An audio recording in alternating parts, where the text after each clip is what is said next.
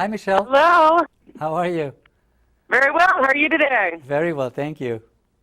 Now, where are you from? Originally from Afghanistan, but I live in New York City. And was your family supportive in your passion for beauty and makeup?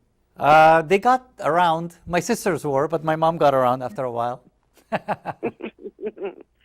Now, tell me about your training as a makeup artist. I assisted a very famous makeup artist, and that's how I learned from being an apprentice uh, while I was going through college. Now, how does one go from being a makeup artist to an artist who works with celebrities? That I don't know. It just kind of happened. I wanted to go into fashion, and then more celebrities booked me, and then it just became kind of my job. Now, what's the most common beauty mistake that women make? They put too much makeup on, too much foundation, too much concealer, too much contour. Well, contour cannot be too little anyway. It's just they use products that are advertised or used for studio work, which is in a controlled environment and with bright lights. They use it for daily use, and it just looks a little crazy and silly during the day. Do you have any favorite drugstore products that are easy for people to buy? Yes, Chapstick. Chapstick lip scrub is absolutely amazing. It's a conditioning lip scrub that is made with sugar and essential oils. And I never start makeup without using this first. I put it on the lips with water, massage it, and then wipe it off. It comes off beautifully, and it blends completely and leaves the lips perfect for color.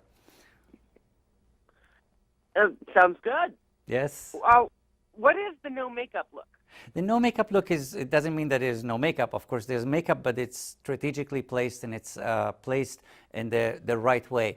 So the one thing that is very important, and it's also very trendy this season, is to use sheer products and to show the skin through. So your beauty comes with your skin and what you have, instead of hiding everything and recreating it. So in the last few months, you saw a lot of textures on the face. You saw a lot of layering on the face. Same thing with the lips. They were very matte, and they were very heavy in dark colors. And as you go through spring, you see a lot sheer textures. One of my favorites is Chapstick Total Hydration. This is the Moisture Plus Tint product. I'm using a color that is called Rose Petal. As you can see, the more I put, the more hint of a color it gives without overloading the lips with color. And you can still see the skin through the lips. So that's an important one. For foundations, for example, instead of using a full foundation, you can use a dampened sponge or a tinted moisturizer, so you still see the skin through it. And the trick is to look closely at the mirror. If you see the makeup on the surface, that means that you have too much on. And then you can just wipe it off with a dampened sponge and even it out. And then you go in with a concealer and just strategically cover exactly what you need, whether it's a blemish or a little bit of red spot or a dark spot or dark circles. You just strategically cover those without overloading the skin with makeup. So that takes a little practice and a little bit of time. The other product is powder. Since you don't want to create that flat matte face, you only powder where you need, which is the forehead, maybe around the nose a little bit on the inner parts of the cheeks, the chin, wherever you don't want shine, and then you can leave the rest of the skin sheer and glowy. Now, how does one pick the right shade of red lipstick for them?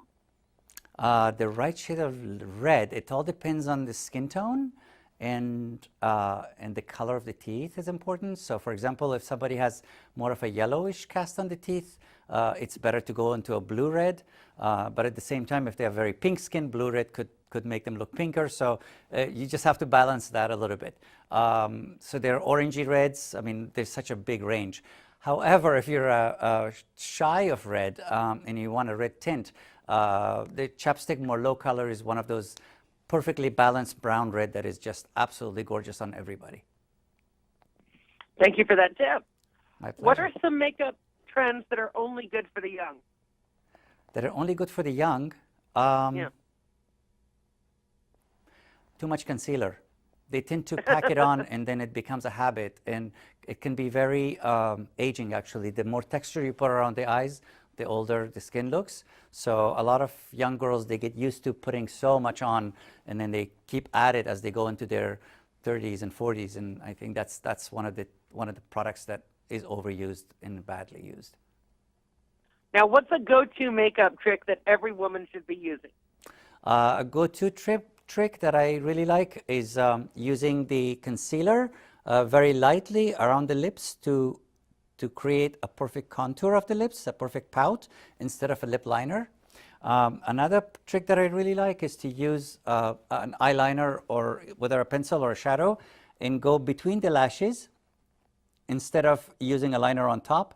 That way it just makes the lashes look thick. It gives a really good contrast between the eye and the lashes, but at the same time it doesn't look like you have makeup on. What are 3 beauty items that women should have in their purse at all times?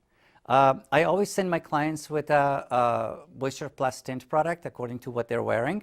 I choose the color.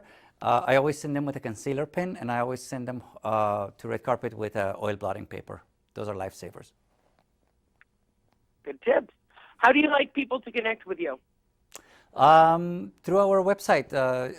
We have a Q&A on chapstick.com, as well as information and on product and also tips.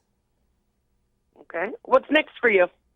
Next for me is this afternoon, actually. I'm doing some makeup for press with a client of mine.